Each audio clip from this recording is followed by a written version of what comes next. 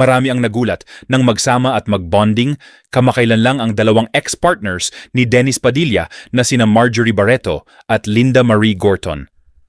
Kung si Marjorie ay dating asawa ng actor-comedian, si Linda naman ang Pinoy-Australian na ex-girlfriend ng huli. Kitang-kita ang genuine na smiles ng dalawa habang magkasamang nakapose sa isang restaurant upang ipagdiwang ang kaarawan ni Linda. Samantala nitong isang araw, muling napasugod si Marjorie kay Linda. Kasama pa ang mga anak nila ni Dennis Padilla na sila Julia, Leon at Claudia. Ito ay upang ipagdiwang ang karawan ng bunso ni Linda na anak din niya kay Dennis Padilla. Sa bidyong naibahagi, makikita na maayos nag-celebrate ang grupo at super close ng mga half-brothers and sisters. This was a birthday gift received earlier than expected. Our children had such a wonderful time. It was so nice to see them all talk, laugh, and joke around like they've always been together. And it was really a beautiful thing to watch. But mainly, I would like to greet you a belated happy birthday, Marge. You are truly an exceptional woman. I admire your courage and strength, and how you face challenges with determination and grace. Wishing you all the dreams your heart desires. Captions ni Linda sa ibinahaging larawan. Kung si Claudine at saka si Jean Padilla ay magka-chika-chika, aba, meron din namang pagkakaisa ang mga ex ni Dennis Padilla, si Marjorie Barreto at saka si Linda Marie Norton na nasa Australia, di ba? Correct. Ito talaga ang pagkakataon. Ito talaga ang pagkakataon nga naman, di ba?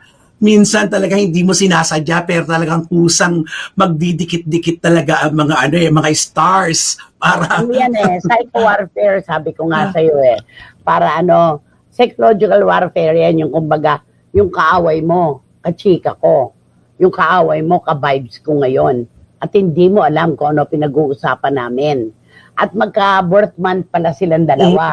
Isa pa yan. Ito sila magse-celebrate, di ba? Pareho pa naman ang hinaing itong dalawang ex, di ba? Yung kawalan ng sustento ng kanilang mga anak, di ba?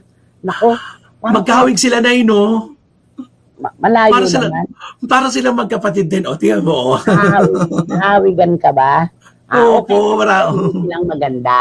Pareho silang maganda. So, ganyan pala ang type ni Dennis Padilla. Yes. Diba?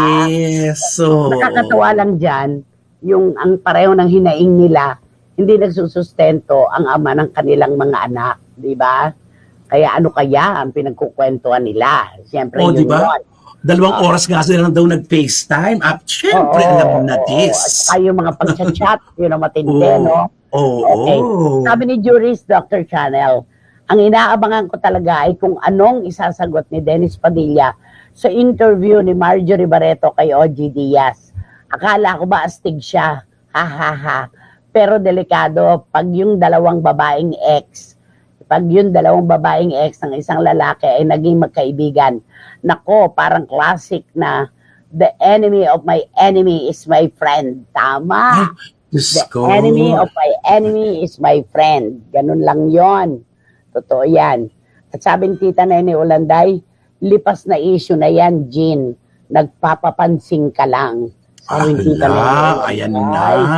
Nagalit si Tita Nene. Nakalata na rin ni Tita Nene. Oo. Ikaw talaga sabi naman ni John. At ano pa naman na yung maaasahan natin kay Jean Padilla. Ngayon ko nga lang nalaman, meron pala artista Jean Padilla. Nakakaloka, no?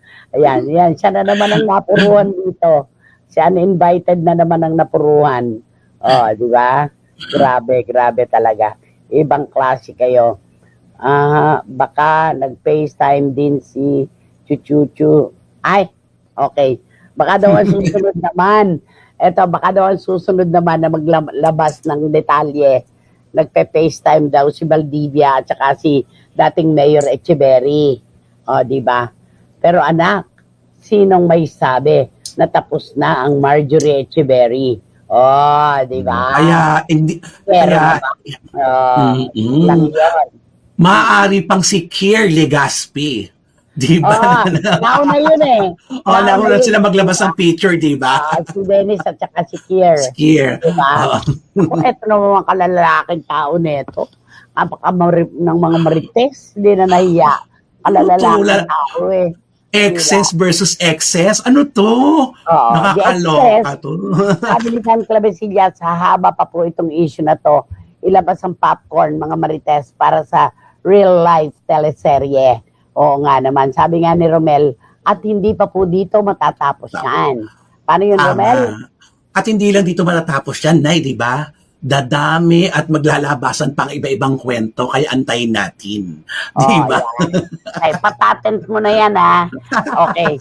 At sabi ni Ching Bautista Silverio, bakit kaya may mga lalaking anak ng anak tapos hindi naman marunong magsustento? Diyos ko, ang kakapal talaga ng mga deadbeat dads na yan. Alam mo, sa totoo lang, kaya nga, marami ang natutuwa nung magpa-vasectomy talaga si Dennis, di ba? Parang hindi na kumala.